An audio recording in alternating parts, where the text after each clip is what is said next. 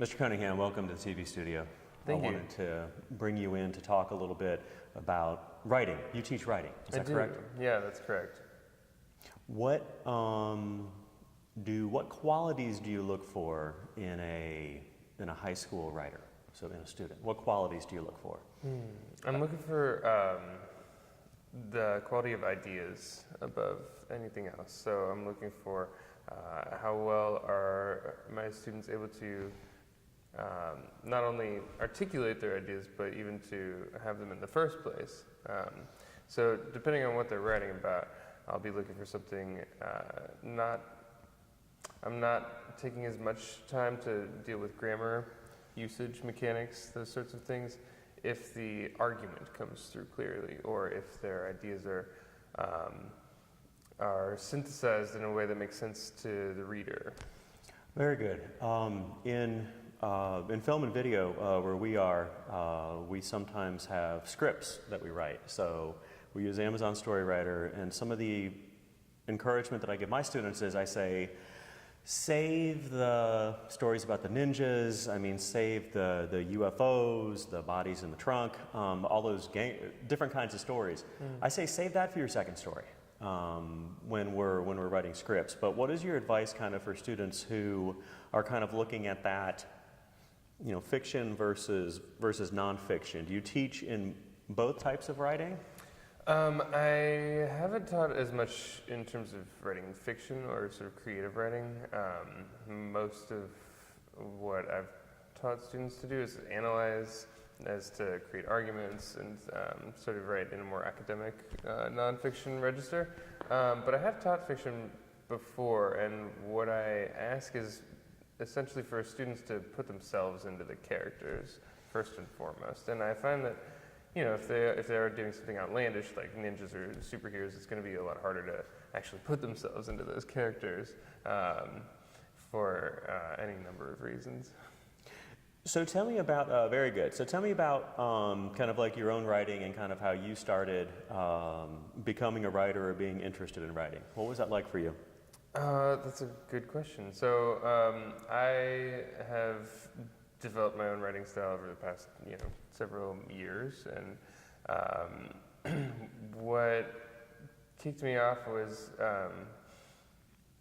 mostly my reading, I think. So reading widely during high school and even before high school, I just there were so many amazing worlds that were created for me on the page. And in my own writing, I could sort of reflect and refract some of the themes and worlds that I'd been looking at from other authors, and try to adapt those ideas so that they made sense within my own life. So sometimes there's usually a specific teacher or something like that, and I'll just say two real quick. When I was in the 7th grade, we were assigned Terry Brooks' Magic Kingdom for sale. So it was this Terry Brooks had the first kind of fantasy novel on the bestsellers list back in the 70s, blah, blah, blah. So that was one thing where I didn't even know about that genre, and I read that book and it kind of set me off reading. And then the second thing was I had an English teacher my freshman year who required us to journal. Yeah, I do that with my students too.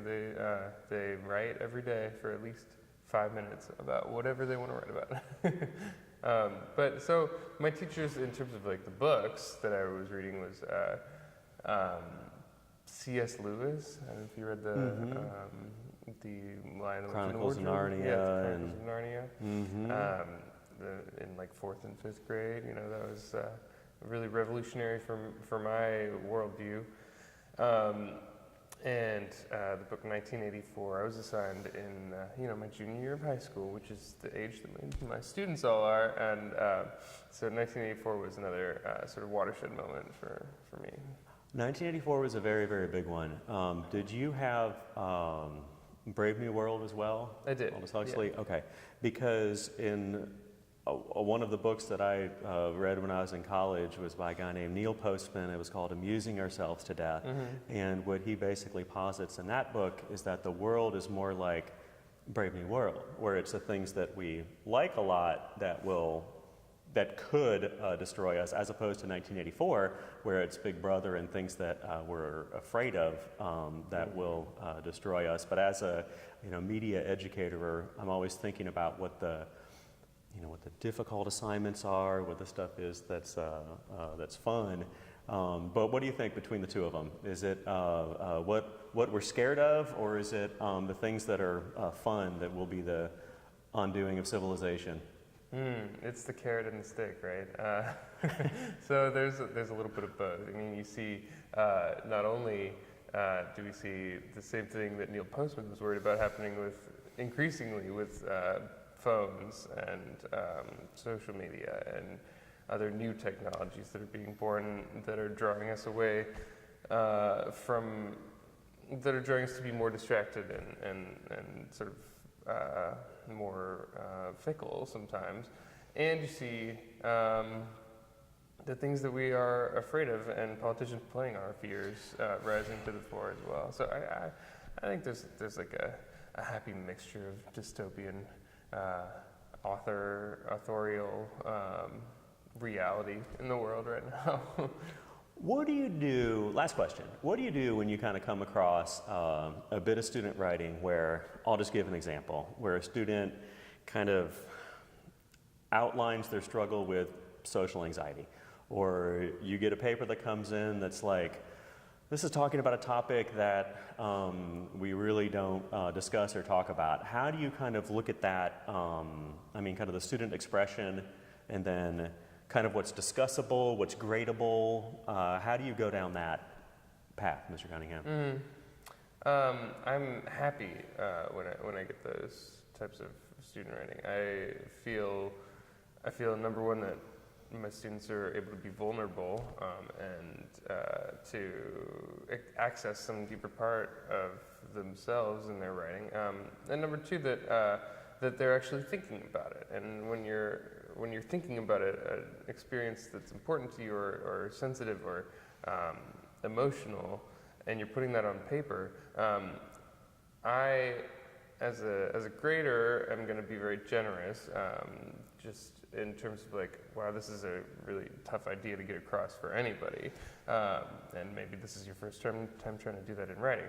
But more importantly, as a human, I want to make sure that I have the empathy for that person and really understand where they're coming from. And I want to check in with that student and say like, hey, thank you for letting me read that. I appreciate it. And if you need anything in regards to this, let me know how I can help. But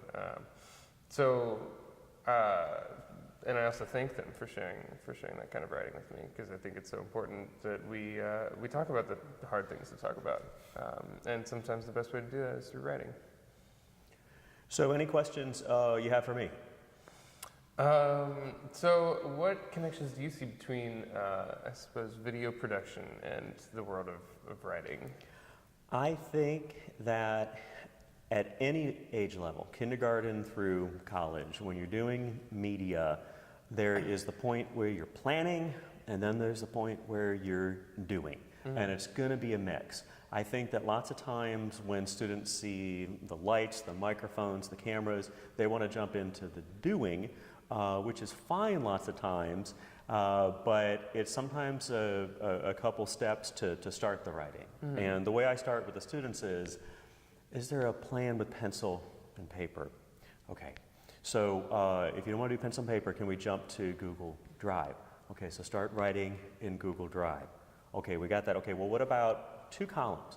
This is what we see with video. This is what we see with audio. So let's go to a 2-column script. And then the logical extreme is if they go into Amazon Story Writer, for example, and have a screenplay written in the correct format. Because what I'll ask them is I'll say, so you have some rap lyrics, or you have a song that you've written. What's the proper format of that song? It's a trick question, because there really is no proper format for it. But when you look at a screenplay, it's like, okay, there is a proper format. And then with APA style or MLA style, there's things like that. But again, I think you made a really good point when you were like, let's not worry about the I's dotted and T's crossed for the sake of of moving forward.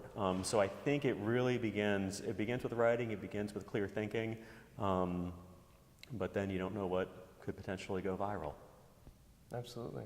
Yeah.